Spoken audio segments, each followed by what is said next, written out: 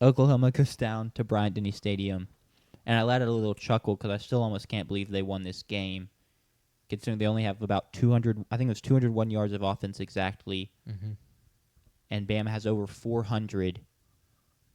But turnovers are the name of the game in a lot of ways, and Alabama had back-breaking ones from getting the ball peanut punched on a punt return, which that was one of the best peanut punches I've ever seen. I mean, he just squarely got the ball. I don't even think there's really much Ryan Williams could do. I guess block the peanut punch. Hold RB. Yeah, once that makes contact with the ball, there's almost no chance of holding on. And then the Ty Simpson pick six, and he gets strip sacked as well. Combined with bad special teams, Talty misses the kick.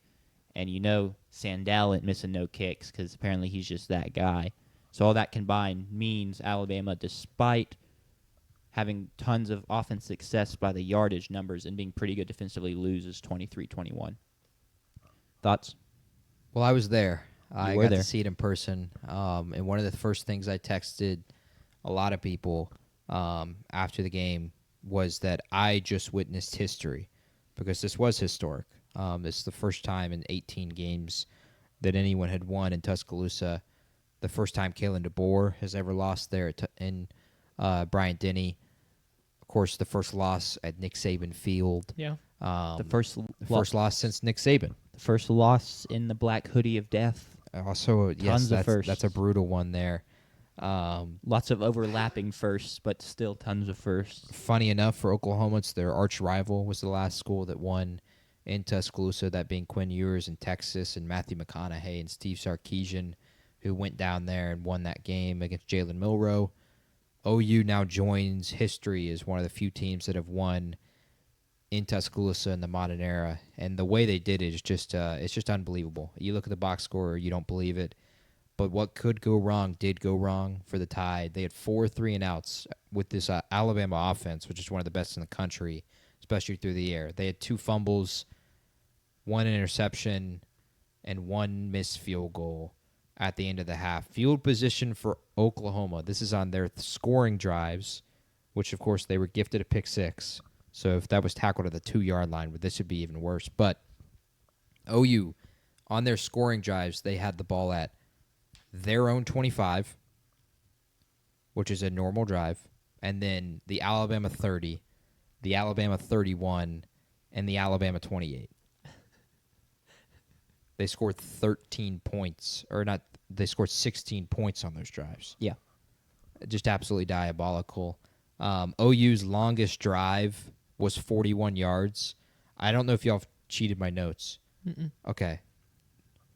If you had to guess, how many drives did Alabama have that were longer than 41 yards? 5.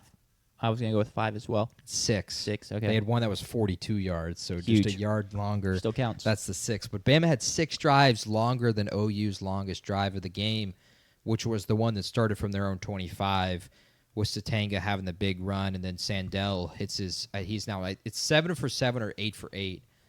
Saquon touchdown. Let's freaking go. Sorry. Interrupting our breakdown, but Fantasy matters. fantasy matters. Sandell is 7 for 7 or 8 for 8 on kicks of 50 yards or more so far this year. The craziest part is he squeaks every Oh one. yeah, barely. This I one think he's barely down. went I think through. he's down. Okay, this one barely went through. Again, I saw it right in front of my own eyes. It was towards my end zone. What did we talk about? What did at least Jack and I talk about coming into the game was OU had to do something that just wouldn't make any sense, which was flip a metric. And Sanders, I don't know if you heard this, but this is in our breakdown of this game. Bama had been forcing 1.9 turnovers per game. They were plus 10 in the turnover margin. OU had just forced 0.9 per game. They were minus 5. Bama hadn't lost the turnover battle this entire season. They had tied it just twice. And so I said OU has to win the turnover battle. They have to somehow flip this metric in the game, and boy, did they do it. Yep. What was it, 3-0? Yep. 3-0 in the turnover battle. There's just an unbelievable performance from their offense. Not their offense, their defense, opportunistic. Their special teams outplay Bama fully in this game. Nothing but credit to them. They completely changed their season. They go from now they're just above 50%, so they're an odds-on favorite to make the playoff. It's back. Yeah, it feels completely back in your own hands because you'll probably be a favorite in your last 2 games. You'll be favored against Missouri and LSU at home in your last 2 games, 100%. And to witness it in person, like I said, I witnessed history. It was very funny to be around Alabama fans, to hear how do Alabama fans sound when they're watching a game, which in the pregame was hilarious, where we have the fans behind me unironically mentioned the very famous picture of Henry Ruggs, Jalen Waddle, Devontae Smith, Jerry Jeudy, all in Alabama. It's like, wasn't that so cool? Maybe Ryan Williams and Jeremy Bernard are going to have that photo one day. And funny enough, Ryan Williams ends up kind of losing this game for him. Yeah. Jeremy Bernard was excellent, but they mentioned that a ton in the pregame. And then during the game, it was really a lot of what I've come to learn is how they feel, which is that because they've been so spoiled as a fan base with the Nick Saban era, they cannot handle when it's going bad. And when it is going bad, it just turns to worse. And the look on their faces, and the way that they felt throughout the game, the thinness of the air, what I talked about at the top of the show, the November air, it was incredible. It was look, I'm a Bama hater. I'm not afraid to admit that. And it was incredible to see that at the same time have to have a blank face of emotions, because my girlfriend is sitting next to me, who I have brought to the game because she's an Alabama fan. Yeah. And this game is for her, so I have to just sit there blank face. Well done. Or act like shocked, like oh my goodness, that didn't just happen. Yeah. When in reality, reality, you gotta guys your laugh as a laugh of shock. Absolutely. Not a laugh of happiness. I've been there before. There was only one time where I really kind of screwed up, which I got really mad when late in the second half, Mateer rolls out to his right, then throws it across the body, and it should have been picked. Yeah. Like, it definitely should have been picked. I was like, I yell, like, bro, what are you doing? Just run. Because he has 3 or 4 yards in front of him. I think it's 2nd and 6 at the time. And he makes a terrible decision for whatever reason. They don't pay for it. But that was really, really special to see in person. Tuscaloosa is a great environment, great game day environment.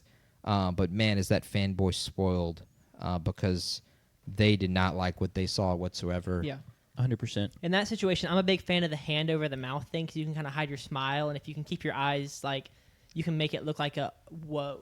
But yeah. you can be Once smiling. again, you got to transition it into shock that Yeah. you can't believe it happened. Yeah. I have a really good poker face, so even in the heat of the moment, You're dialed. I can stay pretty calm there. Sure. But I guess we can get into takeaways for each team here, Yeah. unless y'all have takeaways specifically from the game. I got a couple, and one of them is game related, but it ties into the larger picture. And I wish I hit on it a little more when talking about the turnovers and stuff pre-game, because I feel like we kind of should have seen this game coming from Alabama with the lack of a run game, and they were still under 3 yards per carry in this game. Ty Simpson drops back 48 times. The odds that he was going to continue to just not turn the ball over when doing that, there was going to be a game where he eventually made a mistake, Yeah. and threw a bad pick, and then to make matters worse, it gets housed for a pick 6. But that really shouldn't be surprising that kind of game happened from the Alabama offense, where you still move the ball pretty well because you have a lot of great players, but just the execution in key moments wasn't perfect. And then Ty Simpson, bro, stop getting strip sacked. It's actually it's ridiculous. I understand Oklahoma has a fantastic pass rush and they're getting after you all night, but you had one in the Vandy game. Yeah. And I'm pretty sure you had one in the Florida State game? Probably in the Florida State game, but gosh, I'm not going to remember now. But he had another key one in another big game, and it's just for the quarterback that's supposed to be so cerebral and so smart, that's one of the things you can't do is continue to put the ball on the turf. It's one of the things they mention almost every time on the broadcast, that the reason, not that it's a really debate, but the reason DeBoer stuck with Ty Simpson is because he protects the football. He keeps the football with the Helps them Tide. avoid wasted plays. He helps avoid Exactly. wasted plays, and that's why he hasn't gone to the 5-star freshman in Keelan Russell, or found someone else in the portal, or gone with one of his own guys in Austin Mack, who we brought from for sure. Washington. But I completely agree. Simpson did not do a good job at protecting the football. It's something for a guy who, look, he likes to use his legs in a few spots, and I honestly don't think he's used them enough. I agree. Over the past month or so. But you have to protect the football if you're going to be a pocket passer, and for it to be in front of his face too. It's coming at you. You can see He that. didn't get out of hit your peripheral blindside. vision. He's not like trying to Yes. Throw it and someone wraps around late and tips it. It has not been like the Blake Shapen fumbles he's had this year, where it's been at his blind side. He's just been pummeled from the back. It's different for Simpson. I completely agree. Their offense, it felt like, at least in the first half, it was so much relying on Jeremy Bernard, but they're able to find other guys going, especially in the second half. Josh Cuevas has an incredible game. Yeah. They call him Old Man Cuevas, apparently, there. Did not know that. That's what the group of gentlemen behind me, at least, were calling him the whole time. They were also really astounded, and I couldn't tell what direction of positive or negative they actually felt. But anytime Daniel Hill lined up at running back, they would always like clap really loud and say, "Oh yeah, we got Daniel Hill snaps here." So Sarcastically or like I couldn't tell. I could not tell. To me, I'd be excited. Because he was running really well in this game. I think he's established himself as their best running back. Yeah. Could have been Mississippi State legend Daniel Hill. Yeah. But no, he had a great game. Jim Miller was pretty much shut down. Daniel Hill has 2 touchdowns in the goal line situations. Yeah. He was is Caden Proctor. Is Caden Proctor a better running back than Jim Miller at this point? Maybe. I think Jim Miller doesn't have like kind of the wiggle or elusiveness Daniel Hill has, and when the offensive line is so bad, being the power back than just like trying to like grab the ball and hit the hole. Well, there's not really ever a hole in great push, so how are you going to make that happen? But yeah, just the fact that there was finally a turnover game where Bama did turn over the rock, I don't think it should be surprising. I wish I mentioned it more pregame, so it's not a thing of like, I'm talking in hindsight here. For me, it was surprising, just because of the stat that I read in the pregame was Bama was forcing 2 turnovers per game. OU doesn't turn the ball over in this game. I'm surprised Bama didn't force turnovers. Absolutely. Mateer put the ball in harm's way a few times in this game, but for the most part, he was just inaccurate. He made some huge throws and huge moments, but OU had just been forcing 0.9 turnovers per game, which was actually kind of surprising, given the talent they had, and they forced 3 in this game. I was actually kind of surprised with the way fully surprised that it went that way. No, I definitely agree. Like, you're right. That fact that Bama forced 0 is crazy. But, I mean, I talk about it a lot. Like, if you're going to drop back your passer about 50 times, the odds he gets through a game unscathed is pretty low. Sure. Even someone as good as Ty Simpson. And then the athletes are evident every time you watch OU play football in terms of on the defensive side. The plays haven't been there yet, but they made plays yesterday. This is where the turnovers hurt you, because feeling that game in person and then even going back and watching the game, you sit there and in person you feel like Alabama had been in control of the game pretty much the entire way, and yet they only had the lead for one moment the entire game, which was in the fourth quarter finally.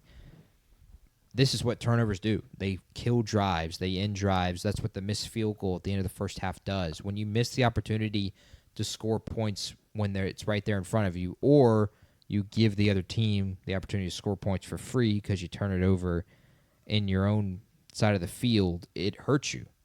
And you end up losing a game this way where you outgained them through the air on the ground. You're just better on 3rd down. You're better on 4th down as well. It hurts you. Yeah. Yeah. And I'll say a couple things about the turnovers. I would say I'm probably not that surprised. I am surprised like that Alabama was not able to force turnovers, but also I think Oklahoma had a really good game plan to kind of avoid those. They had an Mateer extra week to throws prepare. the ball 23 times, has the 2nd lowest ADOT of the season, the lowest being the South Carolina game at 4.5. Yesterday's was 6. Yeah. Other lows he's had in the mid 6s. PFF says he had 0 turnover-worthy plays. Maybe I didn't get to watch the entirety of the game, but the only one that sticks out is he rolled to the right. Yeah, that one. Fourth quarter and threw it. It hits the Bama's or defender in the hands. Yeah, I didn't see that one. I'm surprised that wouldn't have been labeled one. But regardless of that one play, I think the game plan was a very safe game plan. Like I said, a very low average at the target, not a whole lot of pass attempts. They run the ball a lot, which works. Like it did. I don't know if it didn't work. They did not move the ball Yeah. well. That's Yeah. what I'm shocked that they did. That they went in and did that, because I guess they really did. We're just like, we're going to trust our defense and not. Our offense can't win us this game, but we're going to make sure the offense doesn't lose us this game. Yeah. Yeah, they really. But that's very bold. They really only had 3, maybe 4 successful plays offensively. One of them being the Satanga run that sets up the field goal from their own 25, their longest drive of the game. The first down carry goes for 21 yards on a jet sweep. The John Mateer touchdown run, I would argue, would be one. Yeah. And then the 2 deep completions in coverage on third downs for Mateer. One of them was to Satanga. I forget which one the other one was to. It was either to Jermichael Carter or Giovanni Gibson. Those were really their only 4 successful plays the entire game. Other than that, they had really nothing going offensively. Maybe, I guess, a 5th play, if we're going to get really technical. The first play for them offensively was a slant to Deion Burks for 18 yards. Sure. That put them fully in full field goal range after the Satanga punt return. But their success was defensively, forcing turnovers, and then they were great in the special teams in this game. And that's what ends up winning them the game. I want to go to takeaways now. I was going to emphasize, before you do, Go emphasize ahead. like just the lack of big plays, because Oklahoma had 6 total big plays, Mm-hmm. 4 passes of 15 or more yards and 2 rushes. Alabama had 11. Like that is It's another one of the box score things Yeah. that you Doesn't say make is sense. a bad lock stat. does not make any sense at all. Last thing before we go to takeaways, just sure. full credit to Oklahoma for going and making those plays and executing in the key moments to go win this game, because I feel like we've been a whole lot of Alabama Oklahoma didn't lost the play game. that well. Yeah. Alabama sold, but Oklahoma went and made those plays. You get the pick, and then you manage to run it all the way back to the end zone, and it's a great return. It's not like it was wide open for him. You get the peanut punch on Ryan Williams, which is huge. Your kicker executes when their kicker doesn't. Stuff like that. Like, it all matters. It's the reason you won this game as much as it is Alabama not doing those things. Yeah, I think for Oklahoma, takeaway for the game specifically, I felt like they somehow, to be honest, I don't know if it makes a bunch of sense. They could swing it as we didn't play really great offensively and still won, and that there are better days to come. And maybe you hope to find that in the next 2 weeks. But those defenses, I think, will be a challenge, which, to be honest, that might be a positive, because if they can find a terrific offensive performance against either of those defenses, Missouri or LSU, then I think they will have a ton of confidence come the playoff if they're able to win those 2 games. But on the other hand, this just feels like a low ceiling offensive team at this point in the season, and that there isn't much that they're going to find. They're going to have to make other plays defensively and opportunistic, which is exactly how the Tennessee game went and exactly how this game went. I guess I'll ask real quick. Obviously, we don't know the playoff field yet, but if they get in and other teams that are likely to get in, do you think they have the worst offense or the lowest ceiling offense of kind of all those teams? Yeah, absolutely. Yeah. But I don't think it matters, because they went on the road and they won in Tuscaloosa. 100%. That they're going to more than likely be in the 9, 10, 11 spot. So they're going to be on the road in that first round. And I don't think it matters, because I think they've shown in 2 performances, 2 really, really impressive road wins at Tennessee and at Alabama. They can play on the road fine and play defense, and defense travels, and they can shock you in your own building. So for OU, I think it just hammers in that point from the Tennessee game. It's like I said, a way bigger impact and statement. I think it's the best win of the season. Are they a national champion contender? No, if they can't get any offense going. But if they are able to clean up with Missouri and LSU, I think they're really dangerous.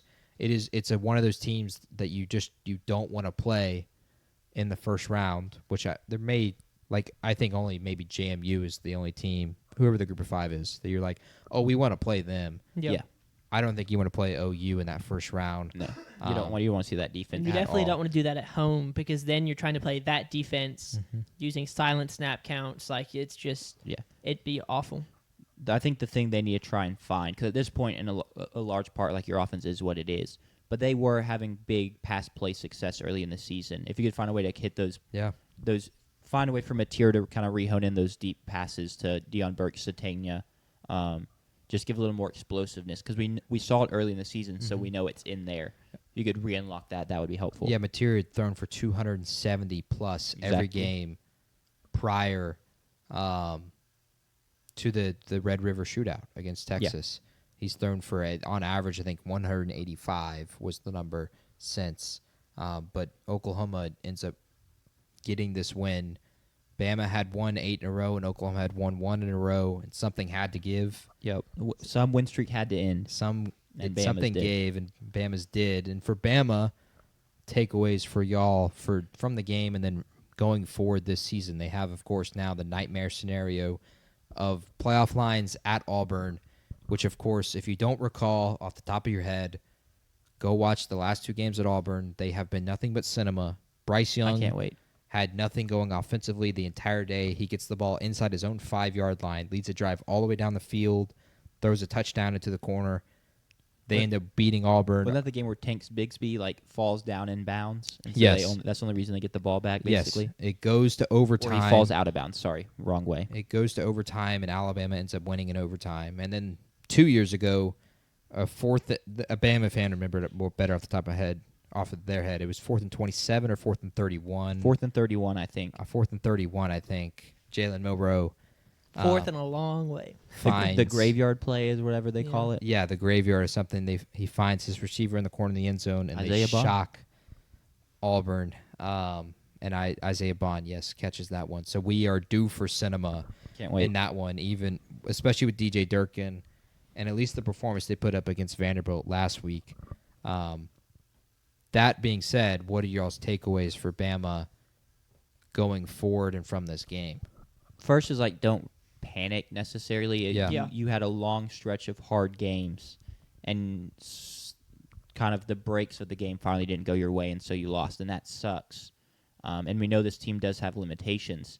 That being said, they've played well around those limitations for large parts of this season. So I no reason to readjust your expectations for the season based on that. Yeah, no, you've got Eastern Illinois this weekend, and then you've got at Auburn. If you handle business, you go to that. I guess I was about to say go to the SEC championship now. No guarantee. It's possible. If they win out. If they win out, they control their own destiny. Okay, so win out and they go, and it's them and A&M. Yeah, I'm almost. The positive. only way it isn't is if Texas beats A&M and Georgia's already where they're at in the SEC. Yeah. Kentucky has to go and win at Vanderbilt, and then Ole Miss has to beat us in the Egg Bowl. Because it becomes a strength of schedule thing at that It's point. a three-way tie. Then 3 other results in the SEC also have to happen. I think OU has to win a game. All of those things have to happen. So for all intents and purposes, then Georgia would get in. But for the most part, yes. If they win the Iron Bowl, they're in. Yeah, so go take care of your business next week against Eastern Illinois, and then the week after that at Auburn. And then you're looking at, best case scenario, you still, maybe you win the SEC championship or you lose a close one, and teams in the 5 to 6 range lose, and you're still a top 4 seed. Great, you get the bye. If not, you are a 5 or maybe a 6 seed, and you're hosting JMU or the ACC champion in all likelihood in Tuscaloosa for a playoff game. You'll take that, especially after week 1. You'll take that. I honestly, do you think Alabama fans might prefer a play? I think as a fan, I would love to have a home game. I would love to have it. I almost might prefer that, especially if you're the 5 seed and you're getting to play that G5 team. The 5 is pretty ideal. If you're the 8 seed, you're playing the 9 seed, and it's these two teams are in theory really close. That's a little scary. But if I'm an Alabama fan and I can host a playoff game against JMU, I'm taking that 100%. You're taking that. The problem is you're in a spot where there is no more room for error. So you have to go make that happen. I think you're a little bit in the minority there as a Bama fan. Yeah, most of them are spoiled.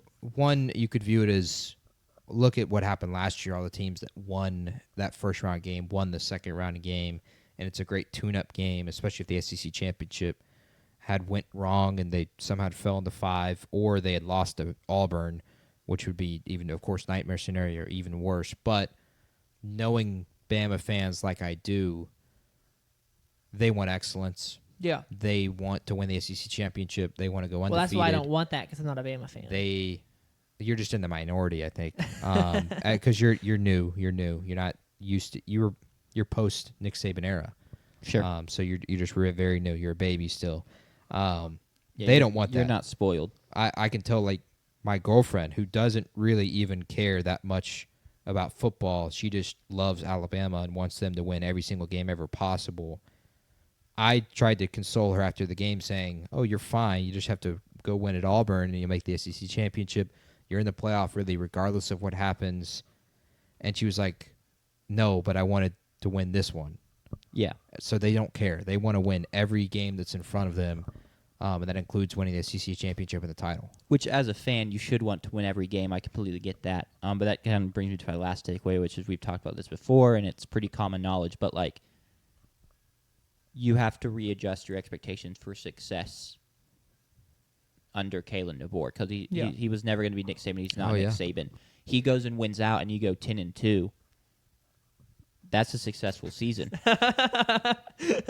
For those of y'all watching the live stream, JP's girlfriend is in the chat. Did a little sad face. She sent a sad face. But yeah, like 10-2 is a very successful season these day and age. Yeah. You know, that would be cause for riots under Nick Saban, and you know what went wrong. But like it's a different era. And so this team has played well for multiple weeks, cut them some slack, and just it's going to be a learning curve for a spoiled fan base. But I think they can get there, and they need to get there, because otherwise that's when you could really like go awry, as if you start